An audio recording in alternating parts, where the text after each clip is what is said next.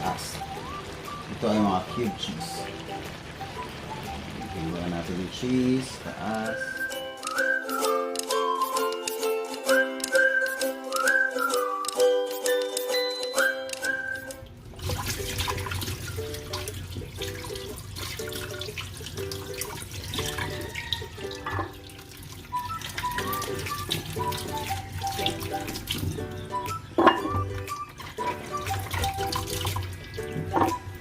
Hey you guys, welcome back to my channel. You're watching The Hungry Wok, and today's video we're gonna be cooking another dish of mine.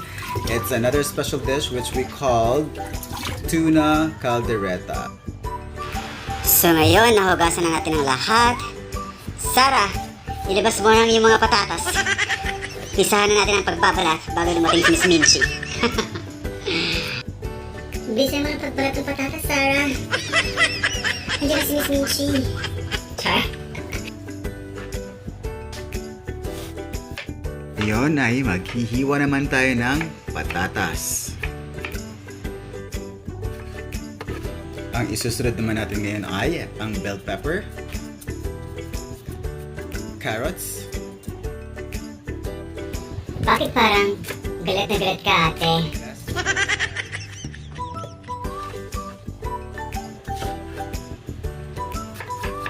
Ayan, ingat-ingat sa mga pagpapapayak dyan. Parang ex mo lang, pinaiyak ka din. At ito na lahat ng ating mga ingredients. Ayan. Tapos, ready na ang kawali. Lagyan natin ng konting mantika. Ayan. Konti lang, para healthy. Hindi totoo yan. Healthy daw. Bola Tapos, lang yan. ilagyan na natin ang ating mga sliced tuna. Ayan, naririnig nyo guys ang pagsisizzle. Ito ay isa sa mga pinakamasarap na ulam na gusto kong kinakain lagi. Kanan! Bola lang So, yan. antay lang natin na maluto. Ay! Tumalsek! So guys, natasikan po tayo sa mukha. Siyempre, ayaw natin yon. Kayo ba? Gusto nyo ba yung natatasikan kayo ng mantika sa mukha? So ayan, antayin lang natin siyang maging brown. Dapat crunchy outside and juicy inside. Ayan. So, Madaling ang tsamba mo, malapit na malakas. maluto.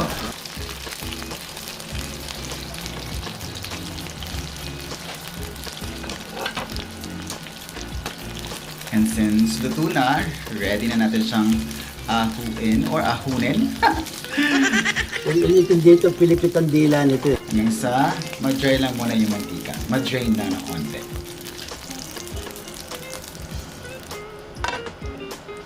Tapos, ilalagay na natin yung patatas. At, ihalo natin yung sibuyas. So, paghaluin na natin, pagsabayan natin. Parang yung ex mo lang din, pinagsabay ko yun. Bakit ganyan na inaasal mo? Ano bang drama mo sa buhay? Ang daming hugot ko guys, sorry naman. Kilala kong kaliskis mo, oy. Ayan, halo lang ng halo. Tapos, ilagay na yung carrots.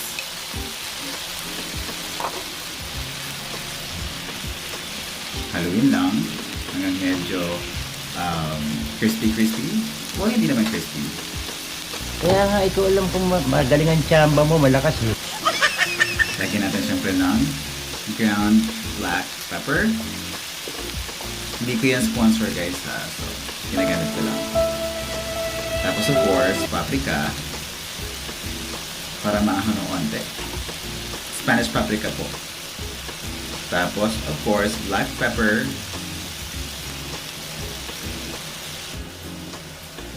Tanta-tansya lang po ito. And para may kick, lagyan natin syempre ng Chilli Flakes.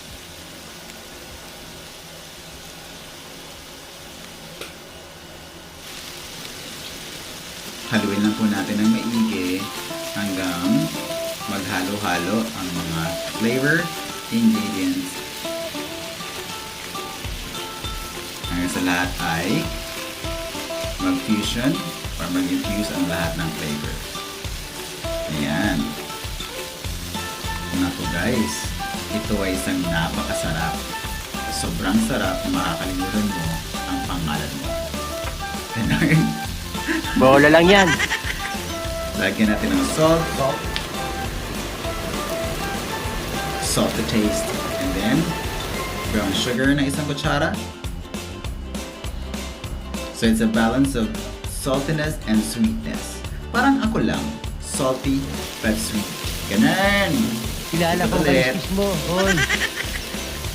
Malamig po kasi ang ating pasto guys. So, pagpasensyahan nyo na. Lagyan na natin yung red at saka yung bell pepper. I-mix lang. Siguraduhin na hahaluin lang po natin ng maigi hanggang sa maghalo ang mga balat sa tinaluban. Ay, mali. Mga flavors pala. Tapos, ilalagay na natin yung spicy caldereta mix.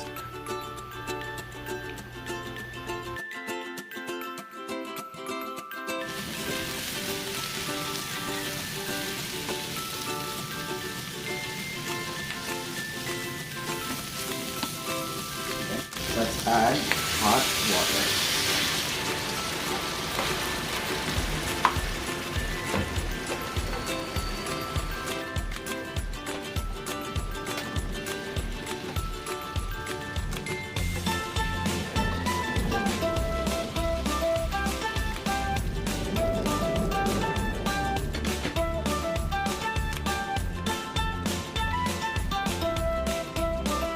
Then, add na natin yung isda.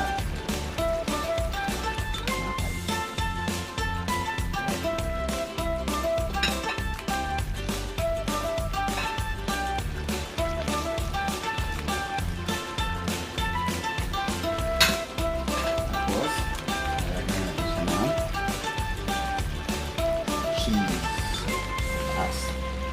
Ito ay mga cube cheese. Iwan natin yung cheese, taas. Iwan natin.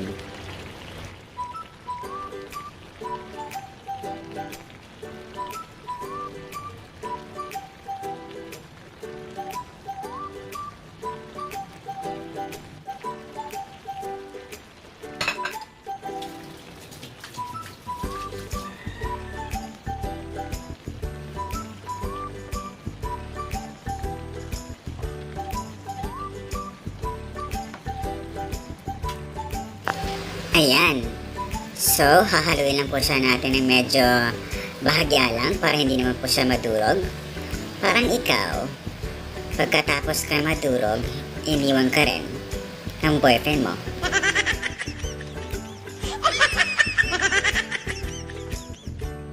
So, there you go. Tapos na po siya, luto na siya, and melted na yung mga cheese. Ngayon ang gagawin na natin ay ipi-plating na natin. Arat na mga ating, mga kuya, mga bebe, mga bibi. Tikman na natin to. Sigurado akong masarap to. And guys, subukan nyo din gawin to.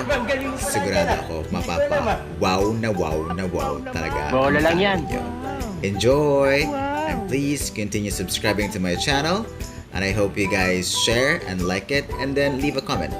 Tapos guys, syempre, huwag natin kalimutan ng rice. Alam mo naman, ang rice ay best friend ng mga ulam ng mga Pinoy. So, kaya ngayon, eto na. Titikman ko na. And, sigurado ako, masarap to guys. Syempre, totoo wala yan. kalambola yun. Perfect. Crunchy pa rin yung mga vegetable guys. Sobrang crunchy. Ito lang kung And, magaling ang tsamba mo, fish, malakas eh.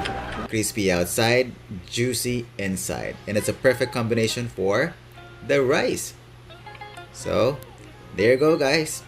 I hope you guys enjoy our cooking today. Until my next video, please continue subscribing and happy holidays. Bye for now.